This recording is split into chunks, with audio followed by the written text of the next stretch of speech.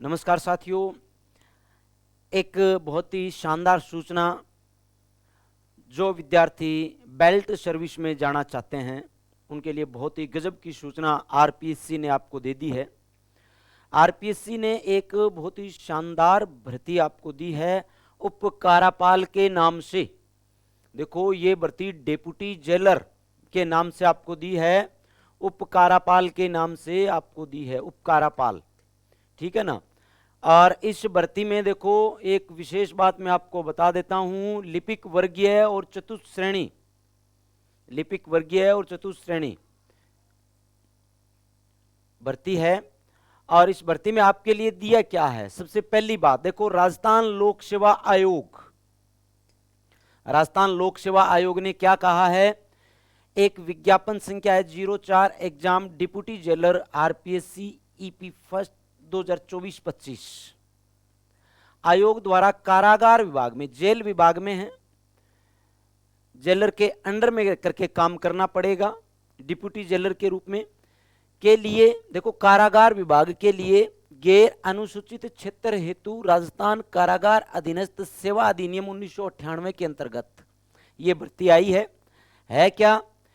अंतर्गत अनुसूचित क्षेत्र हेतु राजस्थान लिपिक वर्गीय और चतुर्थ श्रेणी सेवा भर्ती एवं सेवा की अन्य शर्तें नियम 2014 के अंतर्गत उपकारापाल के कुल 73 पदों पर यह भर्ती है और इसके लिए आवेदन आमंत्रित किए जाएंगे।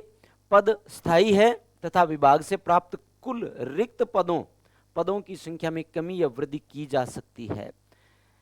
स्थायी पद पर यह भर्ती हो रही है, ठीक है ना। अब देखो आगे पोस्ट का क्या रिव्यू रहेगा, इसमें कौन कौन सी पोस्ट है, कैसे कैसे है। देखो जरा,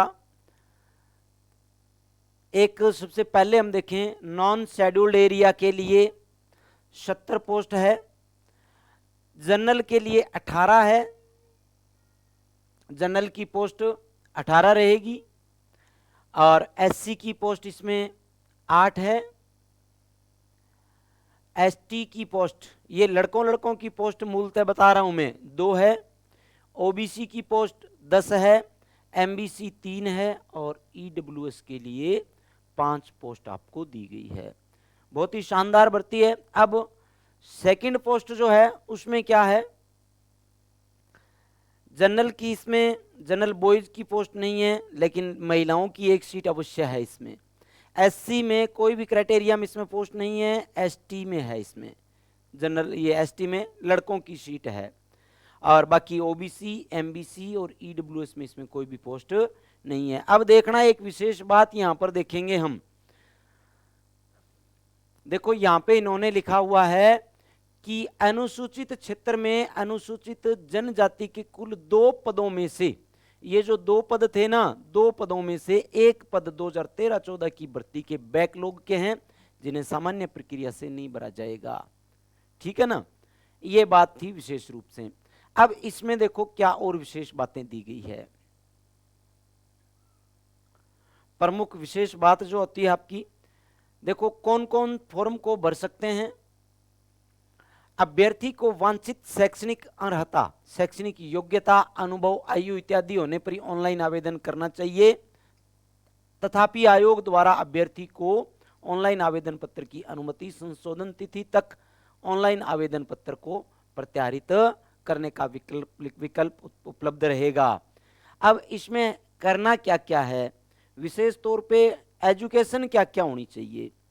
जो व्यक्ति ग्रेजुएशन फाइनल ईयर कर चुका है, या फाइनल ईयर का फॉर्म अप्लाई कर चुका है, या फाइनल ईयर में अपियरिंग है, जो कर रहा है, वो इसमें फॉर्म अप्लाई कर सकता है। ठीक है ना। और दूसरी विशेष बात, व्यक्ति को इसमें देवनागरी लिपि का ज्ञान होना जरूरी है, लिखनी आनी चाहिए देवनागरी लिपि।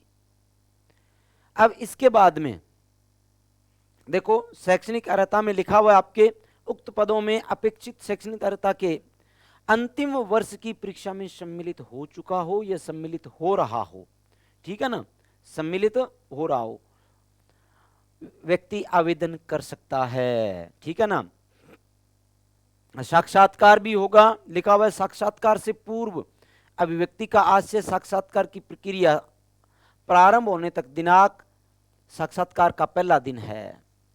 दूसरी बात, वेतन कितना मिलेगा? L9 है, 2800 ग्रेड पे है।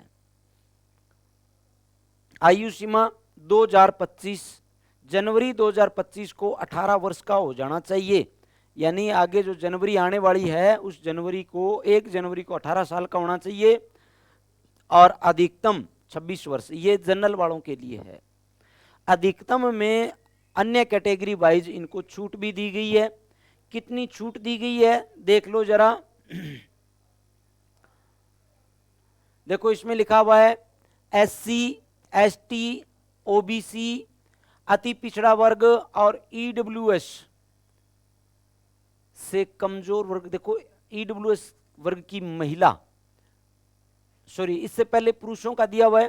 राजस्थान राज्य के SC ST पिछड़ा वर्ग, अति पिछड़ा और EWS को 5 साल की छूट, और सारे वर्ग की महिलाओं को 10 साल की छूट।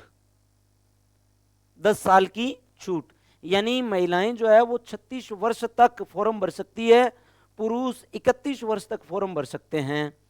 दूसरी बात, अनारक्षित वर्ग की महिलाएं, जनरल महिलाएं जो है ना वो 31 वर्ष तक पुरुषों के बराबर है। तीसरी विशेष बात देखना, विधवा एवं विच्छिन्न विवाह परित्यक्ता महिला अधिकतम आयु सीमा नहीं है, वो फॉर्म भर सकती है। अब इसमें और विशेष बात जो आपको बता दें, चयन की प्रक्रिया क्या रहेगी। देखो अभ्यर्थी का चयन लिखित परीक्षा, शारीरिक दक्षता परीक्षा, साक्षात्कार के माध्यम से किया जाएगा। आवश्यकता होने पर आयोग द्वारा उत्तर पत्रक, उत्तर पुस्तिका के मूल्यांकन में स्केलिंग, मॉडरेशन, नॉर्मलाइजेशन पद्धति को अपनाया जा सकता है।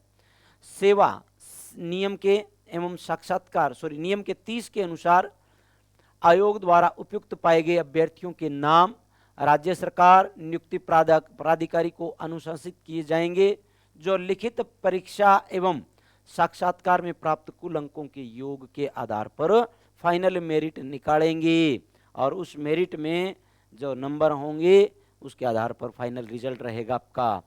परीक्षा का स्थान व तिथि संबंध में आगे सूचना दे दी जाएगी। परीक्षा योजना व पाठ्यक्रम, परीक्षा वस्तुनिष्ठ रूप में ऑफलाइन ऑनलाइन ली जाएगी। सभी प्रश्न वस्तुनिष्ठ ऑब्जेक्टिव पेपर होगा पूरा, ऑब्जेक्टिव पेपर होगा पूरा। और पाठ्यक्रम, विस्तृत पाठ्यक्रम आयोग की साइट पर पृथक जारी किया जाएगा। फोरम कब से शुरू होंगे ये विशेष बात रहती है सभी की, कि फोरम कब से शुरू होंगे भाई। तो फोरम 8/7/24 से 6/8/24 रात्रि 12 बजे तक चलेंगे। 8 जुलाई से लेकर के 6 अगस्त तक फॉर्म भरे जाएंगे इसके। ये आप लोग ध्यान रखना, ये आपकी पूरी भर्ती है। ज्यादा जानकारी लेनी हो तो आरपीएससी की साइट पे जाकर के आज ही ये फॉर्म, ये विज्ञप्ति जो है वो अपलोड हुई है, आप ध्यान से देख लेना भाई। ठीक है, आज के लिए धन्यवाद, नमस्कार। नई जानकारी के लिए चैनल को सब्सक्राइब करें और फॉलो करें। धन्यवाद।